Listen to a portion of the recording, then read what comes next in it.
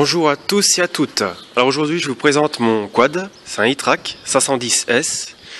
Je l'ai maintenant depuis 2 ans. C'est un quad où j'ai eu aucun problème mécanique dessus. D'ailleurs je touche du bois. C'est un quad, avant j'avais un e-track, un 300 Demon. Par contre celui-là j'avais eu beaucoup de soucis avec. Alors c'est un quad de loisirs et aussi un utilitaire.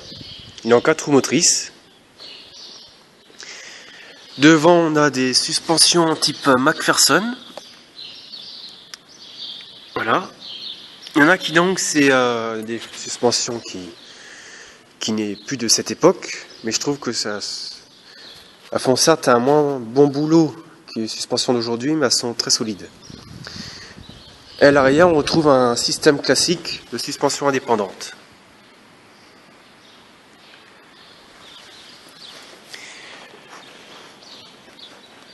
Après,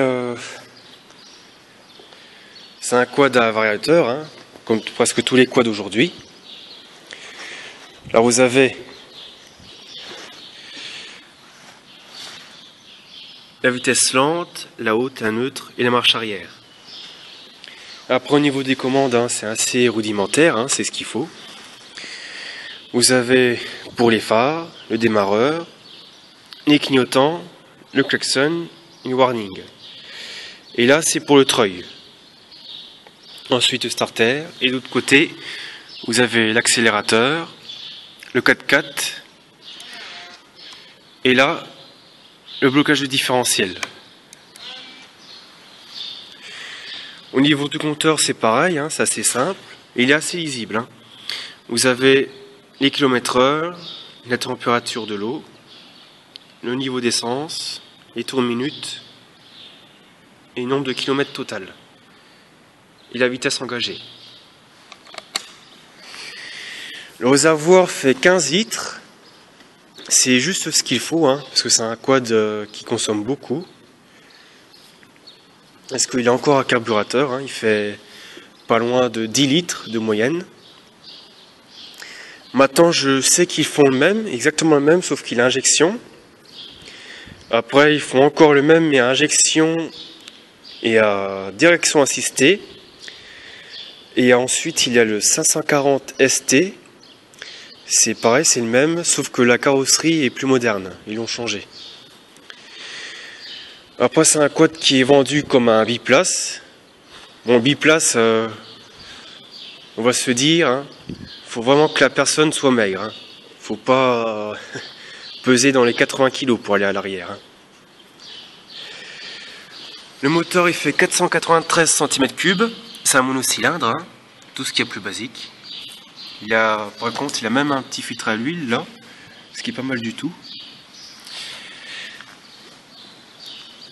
Au niveau du radiateur, il est assez bien fourni, hein.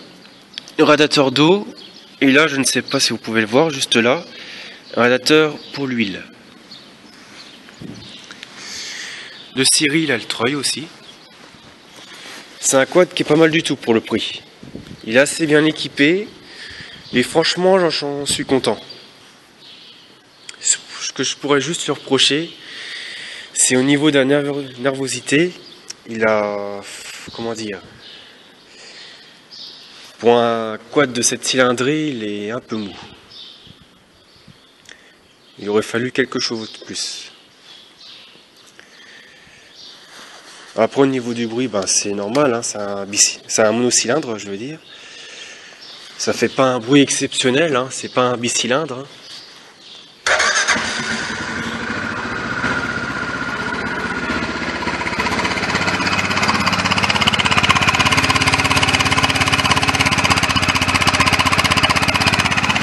Vous voyez, c'est pas ce qu'il y a de plus fameux.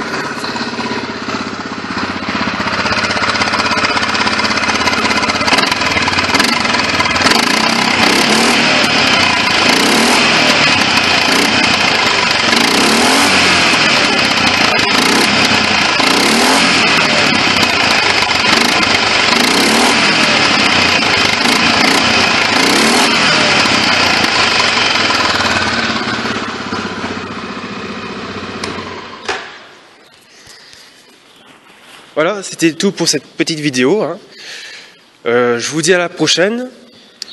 Si hier j'ai essayé de filmer une petite randonnée que j'ai fait tout seul. Hein. Je suis allé dans les bois. Mais malheureusement, je crois que je vais pas la mettre sur internet. Parce que j'étais parti pour faire des petits bourbiers, tout ça. Mais quand je suis arrivé dans la forêt, et ben surprise, il n'y avait aucune trace de boue, ni même une flaque d'eau. Donc, et je crois que toute l'année va être comme ça, vu qu'il fait sec.